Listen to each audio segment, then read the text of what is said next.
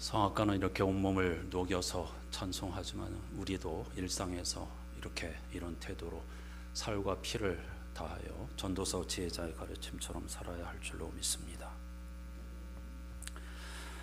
프레데릭 웨더리가 가사를 쓰고 마이클 메이브릭이 곡을 쓴 거룩한 성은 찬양대로 봉사했던 분이라면 매우 익숙한 곡일 겁니다.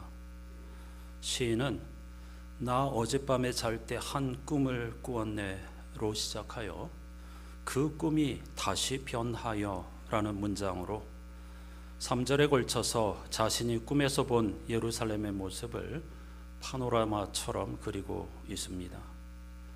그는 꿈을 꿨다고 했지만 사실은 예언자적 상상력으로 읽어야 합니다. 조금 전에 부른 490장 시인이 노래하는 꿈도 마찬가지입니다. 자다가 꾼 헛된 꿈이 아닙니다. 성도의 갈망, 내다보는 영적 안목, 예언자적 상상력, 그것을 꿈이라고 표현한 것이죠. 2025-26년 교회력의 새해가 밝았습니다. 역사적인 순간이죠. 대림절은 아기 예수의 탄생을 기억하며 다시 오실 주님을 기다리는 시간입니다. 오늘은 그 첫 번째 주일이기 때문에 그 기원에 대해 말씀드려야 할 것 같습니다. 루터교단 중앙루터교회 최주훈 목사님에 의하면 우리에게 익숙한 성탄전 4주간의 대림절이 처음부터 이렇게 정갈하게 정리된 것은 아니라고 합니다. 당연하죠. 무엇이든지 하늘에서 뚝 떨어지는 것이 아니니까요. 여러 가지 오랜 시간의 고민과 경험 그리고 공부에 의해서 하나씩 자리를 잡아가는 것이니까요.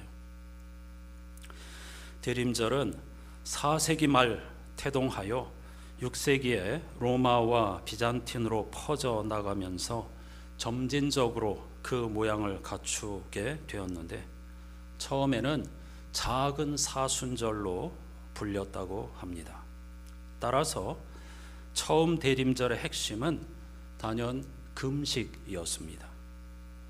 그 흐름이 1000년 이상 지속되어서 16세기 종교개혁 당시 독일에서는 성탄과 주현절까지를 포함하여 40일 동안을 대림절로 지켰다고 합니다. 조금 전에 처음 대림절의 명칭이 작은 사순절이었다고 했죠. 따라서 부활절 전에 지켰던 사순절 40일과 작은 사순절인 대림절 40일을 합하면 16세기의 그리스도인들은 1년 가운데에서 80일, 거기다가 교회가 당시에 정해두었던 매주 수요일과 금요일 금식까지 더하면 1년 중 3분의 1은 금식해야 했습니다. 그 시대에 태어나지 않은 것을 감사해야 할까요? 사람들은 이 기간에 경건훈련이라는 이유로 이발도, 빨래도, 이사도 하지 않는 금기를 만들었고 심지어 젖먹이에게 젖을 물리지 않거나 7살 아이를 굶기기도 했답니다. 그런데 이 금식의 풍경이 참 희한합니다. 한쪽에서는 그렇게 지나치리만큼 강력한 금기 조항으로 경건을 강조했지만 또 다른 한편에서는 묘한 말장난으로 금기들을 피하였습니다. 이를테면 사육제 같은 것입니다. 사순절을 앞두고 금식을 해야 되니까 고기를 실컷 먹으면서 술과 고기를 양껏 먹으면서 축제를 벌이는 우스운 광경과 똑같은 것이죠.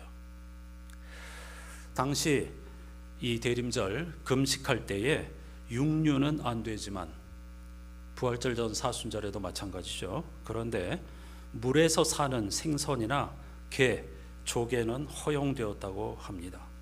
심지어 비버나 수달고기는 물에 산다는 이유로 먹어도 괜찮다고 했답니다. 더 재미있는 것은 맥주입니다.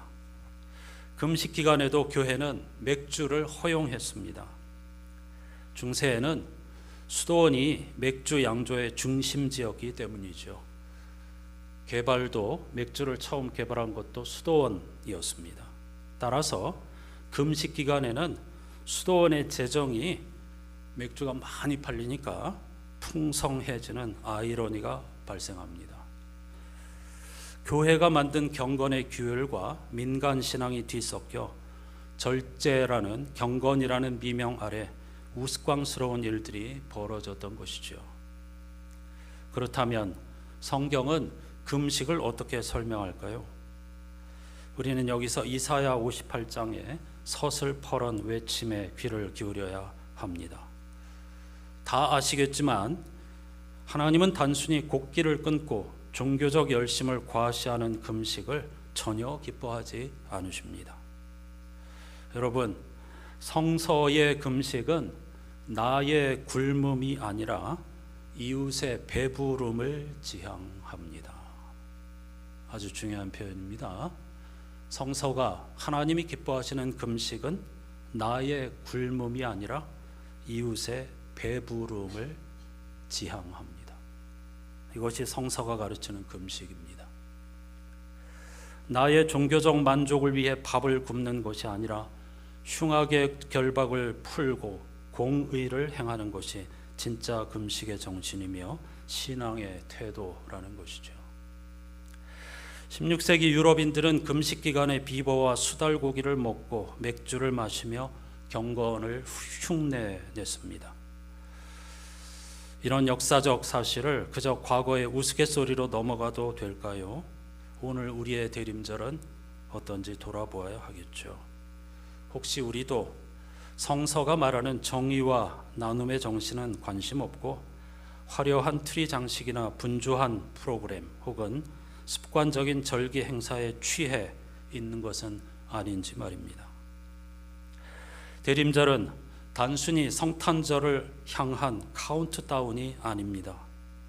화려하고 시끌벅적한 프로그램과 자기 만족의 신앙을 걷어내고 우리 곁에 있는 줄인 자와 헐벗은 자에게 그리스도의 자리를 내어주는 것, 정의로운 세상을 위해 바르게 생각하고 바른 말과 바른 행동을 하는 것, 그것이 오시는 주님을 맞이하는 가장 거룩한 채비일 것입니다. 대림절 첫 번째 주일에 주어진 성시는 시편 122편으로 성전에 올라가는 순례자의 노래 가운데 하나입니다. 120편부터 134편이 성전에 올라가는 순례자의 노래라는 제목으로 묶여 있죠. 시편 122편에서 시인이 노래하는 너 혹은 그대라는 인칭 대명사는 미안하지만 우리 자신이나 어떤 사람이 아닙니다. 여러분의 자녀도 아닙니다. 순례자가 축복하고 찬양하는 대상은 예루살렘입니다. 먼저 1, 2절 말씀을 성서일과표 개역개정으로 다시 한번 읽어보겠습니다. 함께 하실까요? 시편 122편 1절과 2절 말씀을 함께 읽어보십시다. 사람이 내게 말하기를 여호와의 집에 올라가자 할 때에 내가 기뻐하였도다. 예루살렘아 우리 발이 내 성문 안에 섰도다. 재미있고 매우 중요한 표현입니다. 122편은 예루살렘으로 향하는 순례자의 노래라고 했죠. 순례자는 아직 출발 전입니다. 지금 예루살렘으로부터 그는 멀리 떨어져 있고 항상 마음속에 간직하던 그곳을 향해 막 출발하려고 합니다. 그런데 자신의 발이 출발하지도 않았는데 이미 예루살렘 성문 안에 있답니다. 이른바 축지법을 쓰는 것도 아닐 텐데 어떻게 된 일일까요? 마음이 벌써 거기 가 있다는 뜻입니다. 이런 경험 여러분들도 많이 하셨죠? 예루살렘을 생각만 해도 기쁨이 차고 흘러 넘친다는 고백에서 그의 마음, 내 발이 벌써 내 성문 안에 도착했다라는 라고 하는 그 문장의 의미를 읽을 수 있습니다. 여러분, 하나님 나라의 백성인 우리는 세상의 시간이 아닌 하나님의 때, 카이로스라고 하죠. 하나님의 때 안에서 살아갑니다. 하나님의 시간은 영원에 속한 것이어서 크로노스, 이 세상의 시간처럼 과거, 현재, 미래의 구분이 무의미합니다. 그래서 히브리서 기자는 예수 그리스도는 어제나 오늘이나 영원토록 똑같은 분이라고 고백하는 것이죠. 오늘은 대림절 첫 번째 주일입니다. 달리기에 비유하면 우리는 지금 출발선에 서 있습니다. 그런데 여러분, 우리는 동시에 결승선에 서 있다는 사실을 기억하시기 바랍니다. 이게 신앙의 신비입니다. 오늘 이 예배 안에 52주의 예배가 함께 숨을 쉬고 있고, 오늘 하루에 2025-26년 영적 여정 한 해의 삶이 함께하고 있는 겁니다. 지금 이 순간과 창조의 완성이 따로 있는 것이 아니라 하나로 연결되어 있습니다. 여러분의 태어남과 여러분의 죽음이, 다가오고 있는 죽음이 따로따로인 것이 아니라 하나님 안에서 하나로 이어져 있습니다. 이게 성도들의 신앙 고백이며 시편 122편 지혜자의 통찰입니다. 모두에게 그런 것이 아닙니다.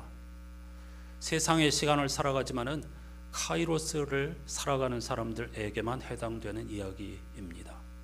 세상의 시간이 전부인 줄 아는 사람들은 비웃겠죠. 말도 안 되는 소리. 이런 순례자의 마음으로 한 해를 살아갈 수 있기를 간절히 바라봅니다. 두 번째로 순례자는 예루살렘의 아름다움, 그 신비로움을 찬양합니다.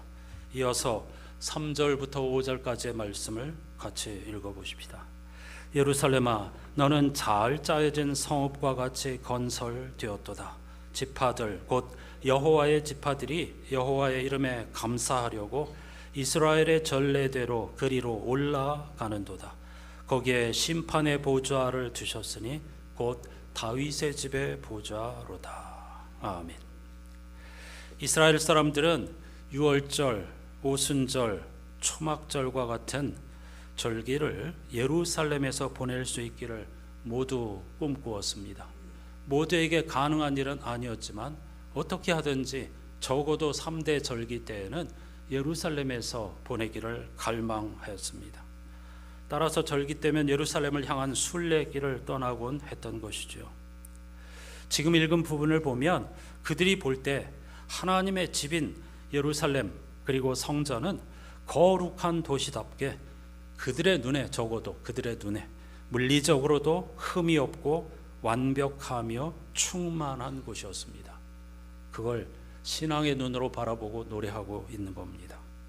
고대 근동의 바알 신전이라든가 혹은 고대 그리스의 아테네 신전 등등 수많은 주변에 있는 국가들이 섬기던 신을 모신 신전은 예루살렘 성전과 비교할 수 없이 거대하고 화려한 것들이었습니다. 그런 이방 신전에 비하면 예루살렘 성전은 보잘것없는 건물이었습니다.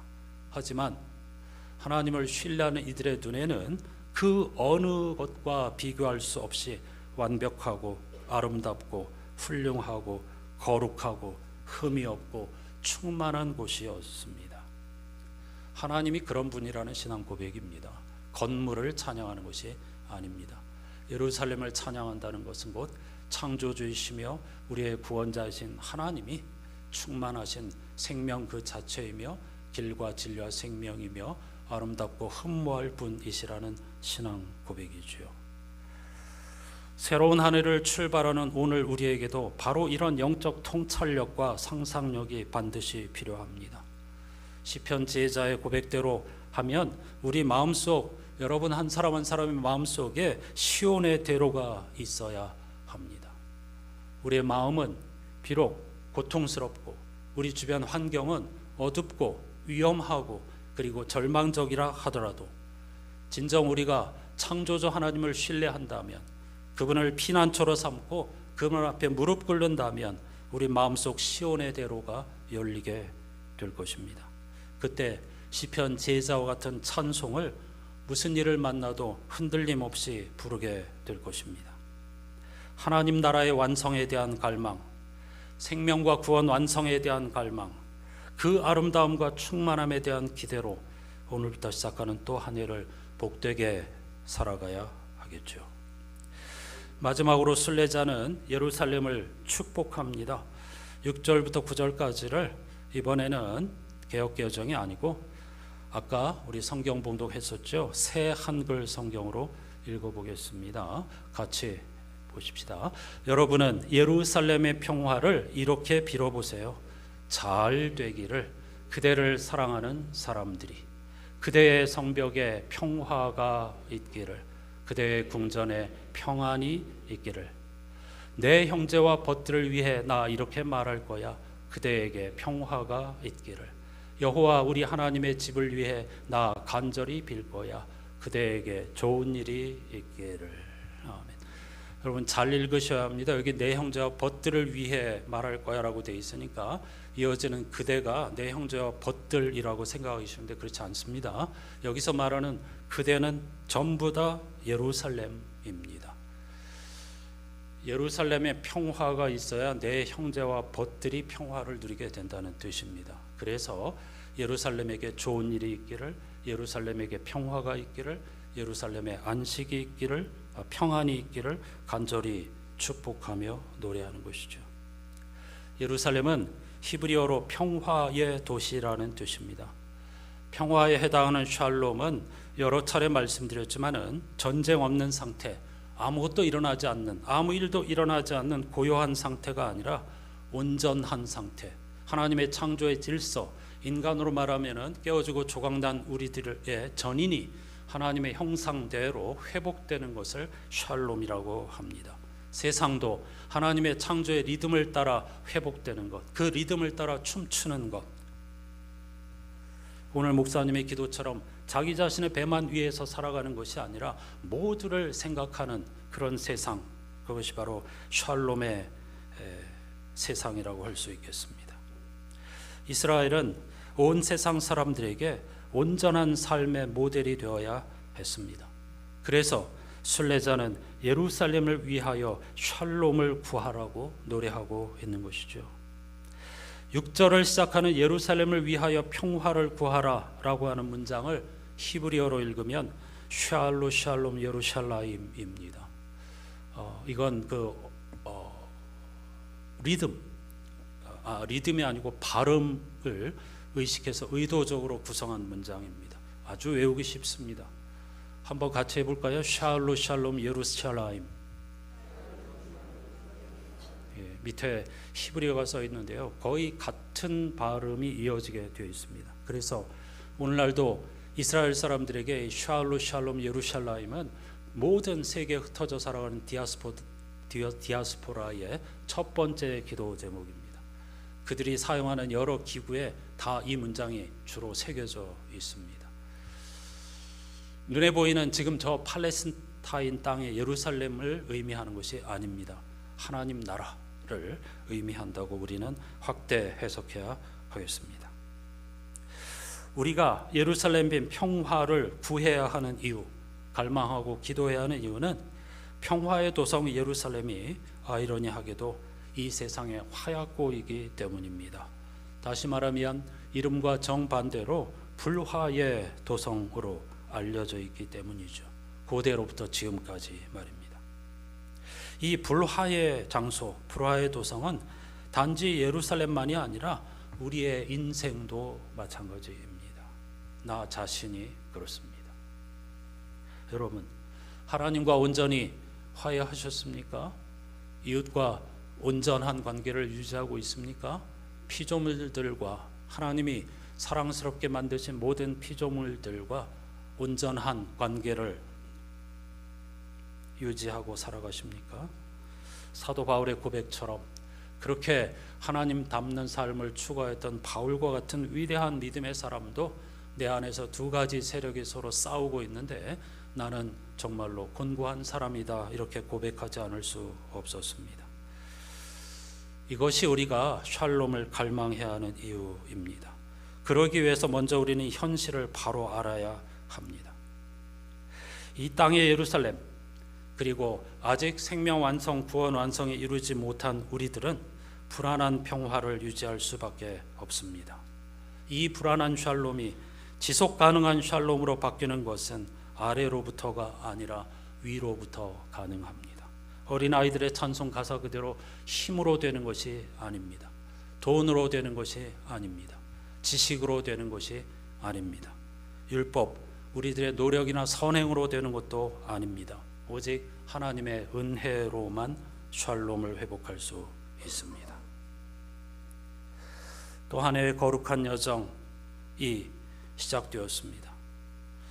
성서에서는 신앙의 여정을 하나님과 함께 걸었다, 이렇게 주로 표현하고 있습니다. 아브라함부터 시작하여서 하나님과 함께 걷다, 그걸 우리는 주로 하나님과 동행한다라고 번역하곤 하는데요.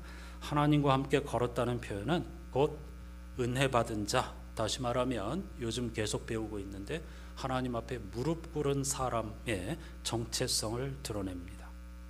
그들이 의로운 사람이어서 하나님과 함께 걸은 것이 아니라 하나님과 함께 걸었기 때문에 평생 의로운 사람으로 불렸던 것입니다. 여기에 새 출발은 우리들의 희망이 있습니다.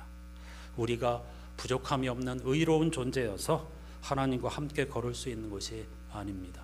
떨면서 깊은 곳에서 간절한 마음으로 하나님과 함께 걷는다고 하면 우리는 예수 그리스도 안에서 의로운 자로 인정받게 될 것입니다. 베리 존스라고 하는 분은 우리가 피스메이커가 되는 것을 넘어서 플레이스메이커로 살아가야 한다고 요청합니다. 즉 하나님께서 우리를 두신 지금 이 자리에서 하나님의 현존 앞에 살며 지금 여기에 이곳의 평화를 구하고 더 나아가 다른 사람도 앉아 쉴 수 있는 샬롬의 자리를 만들어주는 사람으로 살아가야 한다는 것입니다. 이정록이라는 시인이 의자라는 시에서 이렇게 노래합니다. 사는 게 별거냐, 그늘 좋고 풍경 좋은 데다가 의자 몇 개 내놓는 거요. 주거에 실려 있습니다. 깊이 생각해 보십시오.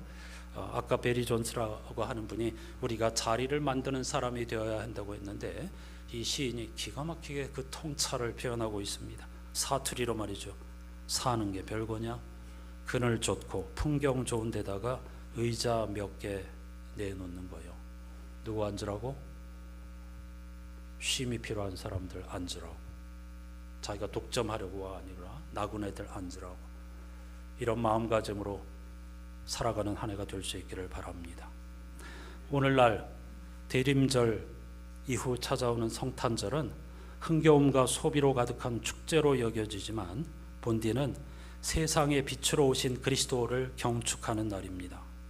이 소식을 진정으로 기뻐하려면 먼저 예루살렘과 세상과 내 안의 어두움을 깊이 인식하고 메시아를 향한 갈망을 생생하게 품어야 합니다. T.C. 해리슨 워런이라는 분이 이렇게 고백합니다. 우리는 그리스도의 탄생을 축하하기 전에 해산의 고통을 기억한다. 우리는 새벽을 축하하기 전에 어두움을 마주한다 라고 말이죠. 이 짧은 문장 안에 대림절이 무엇을 위한 절기인가가 담겨 있습니다. 대림절은 예수 그리스도의 탄생을 축하하기 전에 해산의 고통을 기억하는 절기입니다. 내가 왜 메시아가 필요한지, 이 세상에 왜 메시아가 필요한지, 불화의 도성 예루살렘이 진정 이름 그대로 평화의 도시가 되기 위해서 그 현실을 직시해야 합니다. 내가 덜 되었다고, 내가 구원이 필요한 자라고, 내가 바로 불화의 씨앗을 품는 자라고, 그래서 예수 그리스도가 필요하다고, 그래서 주님이 2000년 전에 오신 거라고, 그래서 하나님의 나라가 시작되었지만 아직 완성된 것은 아니기에 궁극적인 생명과 구원 완성, 창조 완성, 그것을 예수 그리스도의 재림이라고 문학적으로 표현합니다. 그런 날을 기다리고 있는 거라고 말이죠. 새벽을 축하하기 전에 어두움을 반드시 마주해야 합니다. 해산의 고통으로 아파하는 시간, 새벽 직전에 가장 깊은 어두움을 피하지 않고 인정하고 마주하는 시간이 바로 대림절입니다.